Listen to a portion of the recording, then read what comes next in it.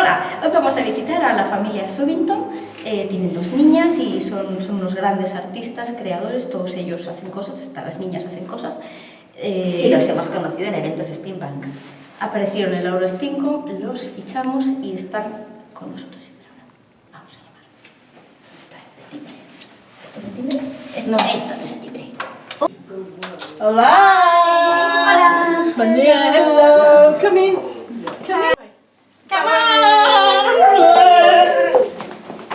We would like to know more about you. Tell us where you're from and how did you arrive here. Okay, my name is Anna. I'm married to Ian, who's inside. Un poco de silencio, por favor. I have 2 girls, as you can see, who are completely bonkers, Lily and Faye. We came to Barcelona a year ago. We have no Spanish and we have no Catalan. We have no French and no Italian, so we have no languages. From England? From England, well, we did 5 years in Canada before that, so the youngest is Canadian, so... So you're from Canada or you're from England? We are originally from England. I was born in Ireland, moved to England to marry him, and then we moved to Canada where we had our youngest. Ian worked for BioWare in the Dragon Age, so we were very arty, we've always been involved in art. And which was the reason to move to Barcelona? Barcelona we moved because Ian wanted to change career, well not change careers, change job. He wanted to change the company he works for. He wanted to do more art stuff, eat and eat, do more art stuff and have fun and move away from the UK because we were finding it very hard to move back to the UK after Canada because Canada is a very open society. They're very, involve you in everything. And we were finding the UK very hard to move back to. And we have 2 kids and we wanted them to have a very varied upbringing, a very open upbringing. So we looked around loads of places and there was Paris and Prague and Oslo and we were like Madrid and we were like no. So I'm like, Con catalán. Catalan très difficile, la féminine, la masculine, la féminine, la masculine is like so I thought I'll learn a little bit of Catalan and I was involved very heavily in the scrapbooking community, in the papercraft community for a long time, 8 years. I worked for manufacturers, I did designs, I went to the trade shows, I did the whole About Steampunk, sorry. and then one of the scrapbooking girls mentioned in passing that she was going to have a stall at this steampunk event, and we were like, oh, I really love steampunk, I really like that there's a lot of steampunk in our background. Did you know steampunk we didn't know anything, well, we knew about steampunk before we came to Barcelona. We didn't know that there was a steampunk group in Barcelona until this girl said, oh, I'm going to have this stall at this event, and we were like, really, when is it? And she's like, 2 weeks time, and I'm like, oh wow. So I found out where it was and I got in touch and I said, can anybody come? Is it an open event, and Google Translate doesn't always work. I will point this out. And so I literally made costumes for all of us in 10 days. I went. Did you make steampunk costumes before these meetings? Or just start making more stuff? More old paper, so albums, so it would be a scrapbook album where you would have all the pages from an event, so like a wedding or a birthday or something like that. But not in yourself. Not for costumes. I have a tendency not to put myself out there as far as that. And I turned 40 this year, and I thought, bugger it. I dyed my hair back to pink and blue, which is what I used to have before I went into mummy mode. And and then there you go, sweetheart. And so I did that. You go share, okay? Okay. Well, then go sit and eat. So no, I didn't do anything as far as costumes go. I did costumes for the girls. Their costumes every year for Halloween and for birthdays and stuff were always quite elaborate. Like this year, hers was a light up jellyfish, and she was a shadow and stuff like that. But not for us.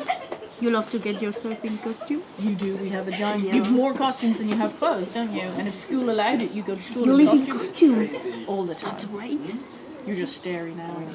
So in 10 days, I made 3 costumes, and literally it cost me about, I would say, €50 total, and that include a lot of glue for glue guns. And we went knowing nobody and having no language.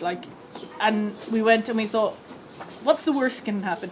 Nobody will speak to us. We'll have a miserable time and we'll go home and never do it again. And we turned up and everybody was like, oh, come talk to us. And, you know, enough language and pointy to go, this is cool and that's really good and this is really good. And just the atmosphere and the fact that people involved you and people made an effort and they would talk to you and they would reach out to you. So you never felt alone. Like, we didn't go and feel isolated. Like, you can go to a convention and you can be on your own with 1,000 people. And we went and it was like, these people are lovely. They were all trying to talk to us and trying to communicate with us, especially people who didn't have English and we didn't have Spanish, and we were like, my word is this. Yes, a lot of hand gestures and a lot of Google Translate says this, but I'm sure that's rude, but I'm not going to say that. And it was nice because we got to meet lots of people and we got to know the Facebooks of people and Instagrams of people and Twitter of people that you could go to and go, okay, when's the next event? Entirely connected yes. with the steampunk community. And there's so many different facets of it. And from those people, we've made really good friendships with people. But we've also found out about the manga con and the comic con and the diesel punk thing and the retro punk thing. And then there was this Star Wars thing that went on that they were raising funds for. And just little bits of information that comes out that just connects so many people together. Like, it's just a giant network. But what we have found is we've been involved in lots of communities with games and communities. Do you think that this kind of hobbies is different if you live it in community or alone? I think... Are you living this hobby in the same way? It is... I think if you were on your own and stuck somewhere where there was not a group, it would be harder for you to feel supported and harder for you to go to somebody and go and be inspired, like, because what's on the internet is lovely, but it's not always attainable. Enjoy, yes. I think you can enjoy it without having an event to go to or having a group of people to go to. You can look at it, you can read the books, you can do that. But there's a special joy with the events. There's a special joy of having the attire and having the costumes and having the fun of the research and the build and the make and the joy and to see other people's costumes. I think that little bit, especially for the girls, this one is normally very outgoing. Maybe we can take a conversation with these clowns. Yes.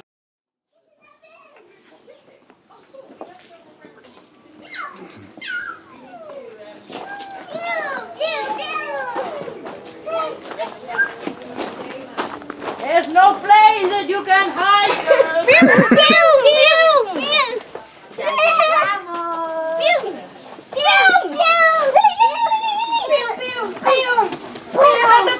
No, eso no.